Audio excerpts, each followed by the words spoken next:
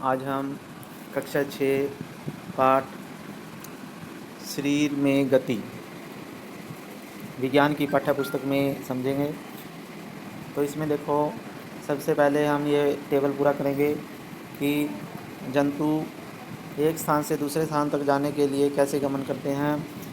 तो ये टेबल आपने कर लेना है। जैसे गाय हैं, पैर से चलकर एक स्थान से दूसरे स्थान तक जाती है।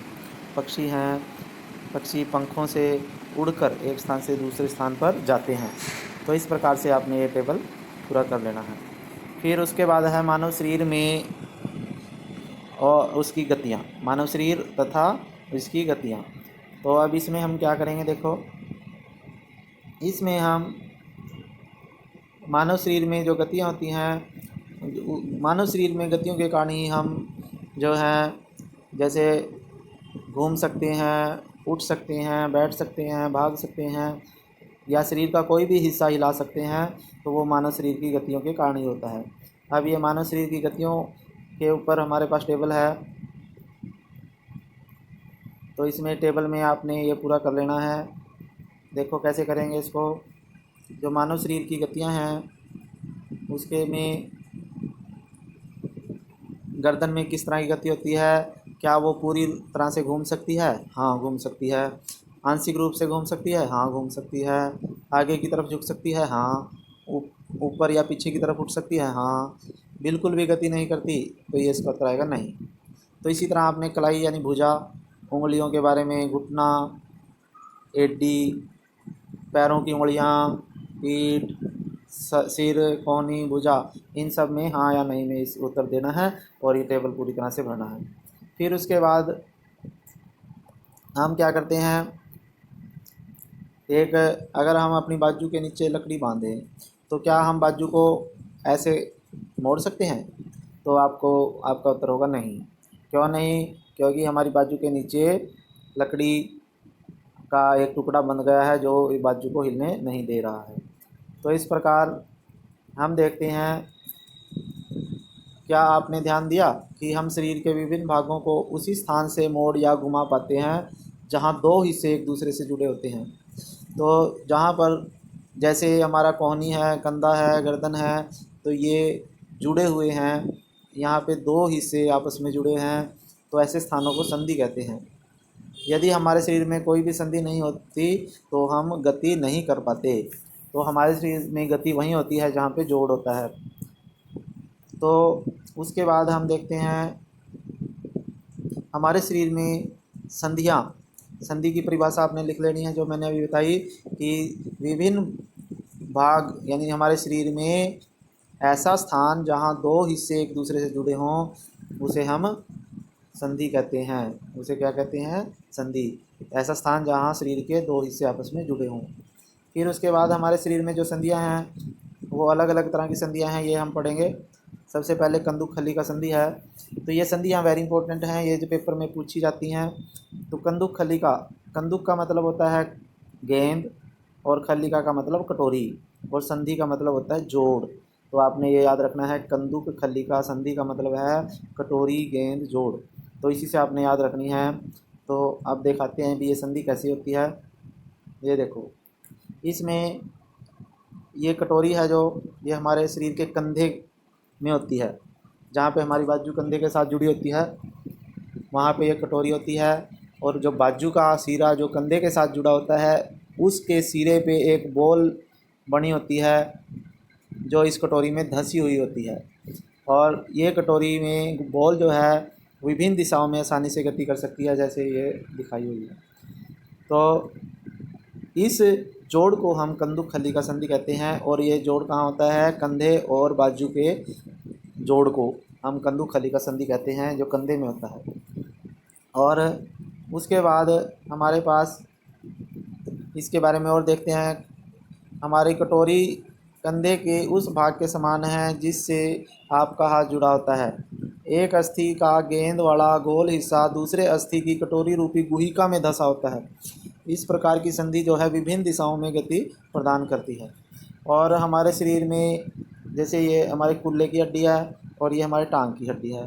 तो कुल्ले में ये कटोरी बनी हुई है और टांग का जो सिरा है वो बॉल से बना है। तो यहाँ भी कंदुक खली का संधि है हमारी। हमारे जहाँ पे कुल्ला और टांग आपस में जुड़ी होती हैं वहाँ भी कंदुकखली का संधि होती है। फिर उसके बाद है धुराग्र संधि। धुराग्र धुराग्र संधि जो है गर्दन और सिर को जोड़ने वाली संधि को धुराग्र संधि कहते हैं। इस संधि में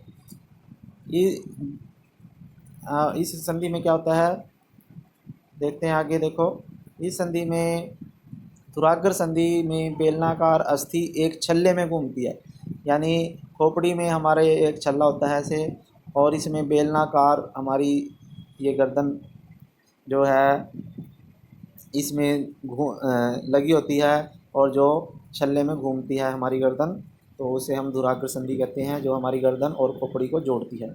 फिर उसके बाद आती है हिंज संधि। हिंज संधि को हम कब्जा संधि भी कहते हैं। तो कब्जा संधि हमारे पास देखो किस तरह की होती है। हम इस कब्जा संधि को बना भी सकते हैं, आपने इसको क्रियाकलाप को करके देखना है। इसमें कब्जा संधि क्यों कहते हैं, क्योंकि दरवाज़ों में कब्जे बने होते हैं और वो एक ही दिशा में गति करते हैं। तो कब्जे की गति को देखें अगर हम दरवाजे के, तो एक मोटे कागज़ और गत्ते का एक बेलनाकार सिलेंडर बनाते हैं। तो जैसे ये है गत्ते का बनाया हुआ है, ये आधे पाइप का एक आधा अर्ध बेलनाकार बना देते हैं और इसके अंदर ये पूरा बेलनाकार बना लेते हैं। तो गत्ते का एक और टुकड़ा लेकर इसको इस प्रकार मोड़िए कि वह आधा बेलन बन जाए, जिस पर दूसरे बेलन को सरलता से घुमाया जा सके। आधे बेलन पर रखा पूर्ण बेलन कब्जे की भांति है।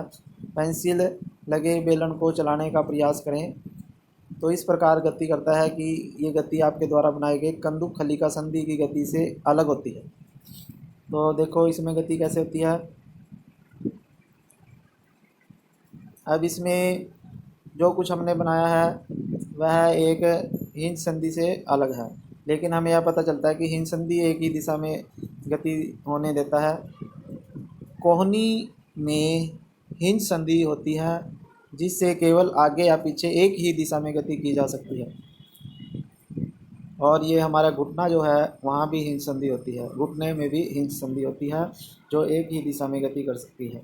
फिर उसके बाद हमारे पास आता है अचल संधि। अचल संधि, अचल का मतलब है ऐसी संधि जो ना चले, यानी जिसमें गति ना हो। तो हमारे सिर की खोपड़ी जो होती है उसमें हड्डियाँ होती हैं, उनके बीच में संधियाँ होती हैं, उन संधियों को हम अचल संधि कहते हैं।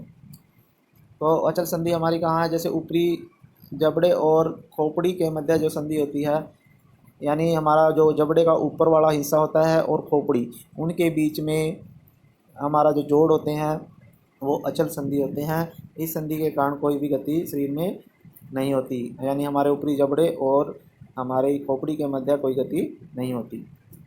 फिर उसके बाद जब भी हम एक्सरे करवाते हैं शरीर का, तो हमारे शरीर में ये हड्डियों का एक पूरा ढांचा आ जाता है जिसे हम कंकाल कहते हैं। हड्डियों के ढांचे को क्या कहते हैं, कंकाल।